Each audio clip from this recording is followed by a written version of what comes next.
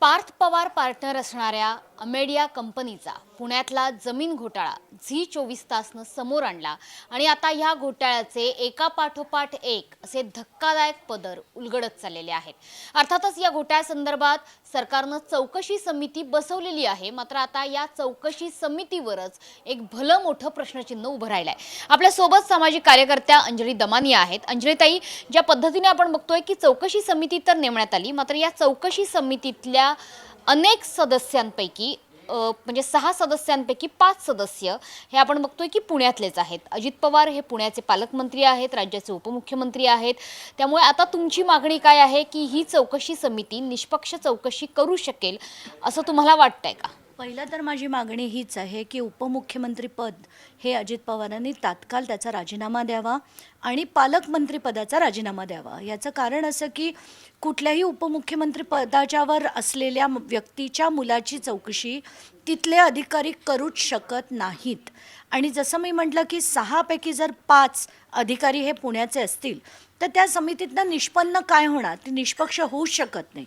आता त्याच्यात जे जिल्हाधिकारी त्या समितीत आहेत त्या जिल्हाधिकाऱ्यांना थेट डिसेंबर 2024पासनं सगळंच प्रकरण माहीत होतं, कारण शीतल तेजवानींनी 30 डिसेंबर 2025ला त्यांना पत्र लिहिलं होतं। त्या पत्राची कॉपी झी 24 तासनी दाखवली आणि एवढं सगळं असताना त्या माणसाला त्या समितीमध्ये घेणं कितपत योग्य आहे हा दुसरा प्रश्न।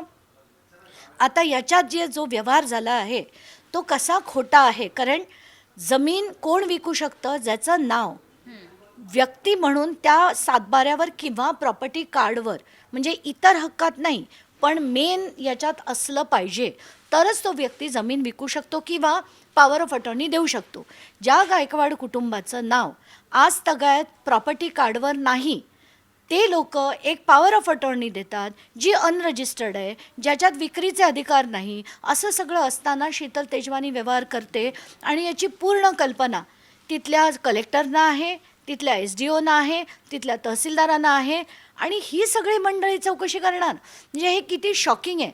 म्हणून मी आजच्या पत्रकार परिषदेत जे कायदे आहेत ह्याच्यातले ते सगळेच्या सगळे दाखवले की 5 कायदे आहेत। स्पेसिफिक परफॉर्मन्स ॲक्ट जो आहे, रजिस्ट्रेशन ॲक्ट आहेत, हे त्यातले 2 महत्त्वाचे आहेत। तर रजिस्ट्रेशन ॲक्टचा सेक्शन 81 अशा अधिकाऱ्यांना म्हणजे त्याच्यात समजा कुठला, आपण हा विषय थोडासा नीट समजावू लोकांना की कसं असतं की एखादा व्यवहार झाला आणि त्याच्यात काही माणसं बोगस उभी केली जातात, काही डॉक्युमेंट्स बोगस केली जातात, तर प्रत्येक अधिकाऱ्याचं काम आहे की ही बोगस डॉक्युमेंट किंवा बोगस माणसं ही त्यांनी तपासून बघायची असतात।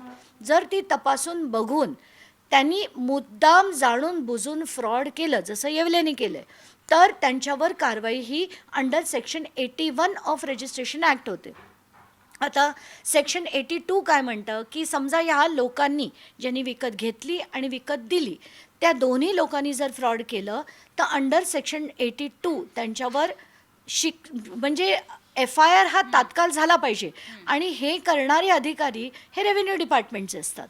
तर आत्ताच्या घटकेला आपण बघतोय की FIR झाला म्हणून मी पुढे आणि एक खुलासा केला की बाबा हे FIR झाला कोणावर, तर एक दिग्विजय पाटीलवर आणि एक शीतल तेजवानीवर।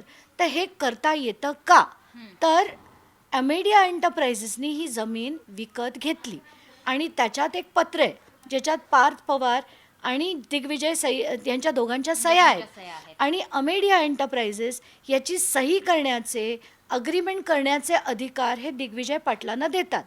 म्हणजे पार्थ पवारला याची पूर्ण कल्पना आहे।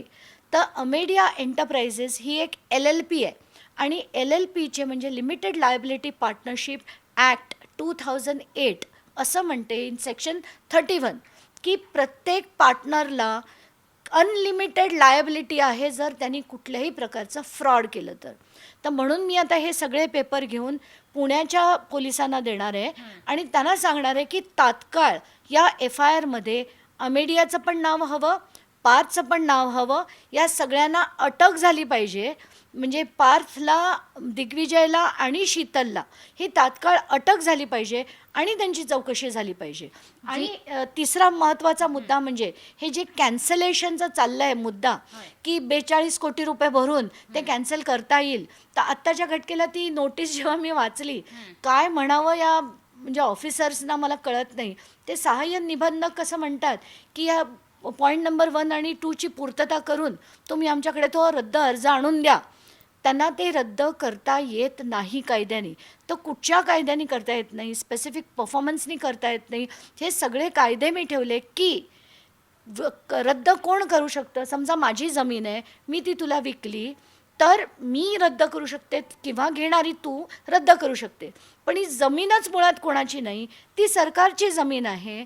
तर हे रद्द फक्त सरकार करू शकतं, ते पण सिव्हिल कोर्टामध्ये. हे कुठलाही रजिस्ट्रार किंवा कोणीही अधिकारी हे रद्द करू शकत नाही. आता हे सगळे टेक्निकल डिटेल्स आहेत आणि फॅक्ट्स आहेत. हे तुम्ही म्हणताय की हे सगळे मुद्दे घेऊन म्हणजे एकतर मुळात व्यवहार कायदेशीररित्या रद्द होत नाहीये. दुसरी बाब, शीतल तेजवानीला सही करण्याचाच अधिकार नाहीये कुठल्याही खरेदी खतावर, विक्री खतावर सुद्धा. आणि तिसरा मुद्दा म्हणजे पार्थ पवारवरती गुन्हा का दाखल नाहीये. हे सगळे मुद्दे घेऊन तुम्ही पुणे पोलिसांकडे जाताय. झी 24 तासने जेव्हा हे प्रकरण उजेडात आणलं आणि त्याचा आपणही सातत्याने फॉलोअप करतो आहोत आम्ही देखील, तर या मुद्द्यांमध्ये झी 24 तासने देखील सवाल उपस्थित केलेला आहे की 99% पार्टनरशिप असलेल्या पार्थ पवारांवरती गुन्हा का नाही. याच संदर्भाने तुम्ही पुणे पोलिसांकडे जाताय, मात्र गृहमंत्र्यांची काही भेट घेणार आहात का आणि कायदेशीर मार्गाचा अवलंब करणार आहात का? कारण हे खरेदी खतच जर मुळात बोगस असेल, ॲग्रीमेंटच जर मुळात बोगस असेल, जर पॉवर ऑफ अटॉर्नीचं रजिस्ट्रेशनच झालेलं नसेल, तर कोर्टाची देखील पायरी चढण्याची तुमची तयारी आहे का? बिलकुल तयारी आहे. पहिलं म्हणजे मला झी 24 तासचे अभिनंदन करायचं आहे की त्यांनी हा इतका गंभीर आणि विषय जो आधी अगदी मुद्देसूद मांडला, तर त्याबद्दल खरंच तुमचं अभिनंदन. आणि ज्या पद्धतीने आता याच्यातले सगळे खुलासे होत आहेत, हे झालेच नसते जर तुम्ही हा विषय बाहेर काढला नसता तर. त्यामुळे उभ्या महाराष्ट्राने तुमचे धन्यवाद मानले पाहिजेत. आता मला असं वाटतं की जेव्हा आपण कोर्टात जातो त्याच्या आधी ना आपल्याला कायद्याने सगळे लिगल रेमेडीज एक्झॉस्ट करायला लागतात. तर म्हणून मी ते सगळे करते. पोलिसांना पत्र दिलं, महसूल मंत्र्यांना, EOWला, EDला आणि होम डिपार्टमेंटला. हे दिल्यानंतरच जर त्यांनी कारवाई केली नाही तरच मला कोर्टात जाता येतं. आणि जे मी जाणार आहे, वेळ पडली तर मी यावेळेस ठरवलं आहे की सगळ्या गोष्टींचं पहिलं म्हणजे मी एक नॉन कन्व्हेन्शनल PIL करणार आहे. नॉन कन्व्हेन्शनल का की माझ्या PILमध्ये मी लिहिणार आहे की हा माझा देश वाचवण्याचा हा शेवटचा प्रयत्न आहे, की ह्याच्यात मी सगळे डिटेल्स देणार आहे. आणि जर कोर्टाने राज्य शासनाला किंवा केंद्र शासनाला सक्तपणे सांगायचं की ही केस क्लोज होता कामा नये, जसं सिंचन घोटाळ्यात झालं, जसं महाराष्ट्र कोऑपरेटिव्ह बँक घोटाळ्यात झालं आणि प्रत्येक घोटाळ्यात होतं, तसं हे बंद करू शकणार नाहीत. तर तुम्ही पहिले डायरेक्शन, माझी प्रेयर हीच असेल की ही बंद करता कामा नये. मग ते फडणवीस असोत, अमित शहा असोत, मोदी असो, कोणीही बंद करता कामा नये. तर याच्यानंतर मी सगळे डिटेल्स घालणार आहे आणि त्यांना विनंती करणार आहे की सिंचन घोटाळ्याचे फाईल्स रिओपन करा. महाराष्ट्र कोऑपरेटिव्ह बँक घोटाळा, जरांदेश्वर घोटाळा, EDच्या चौकशा सगळं रिओपन करा.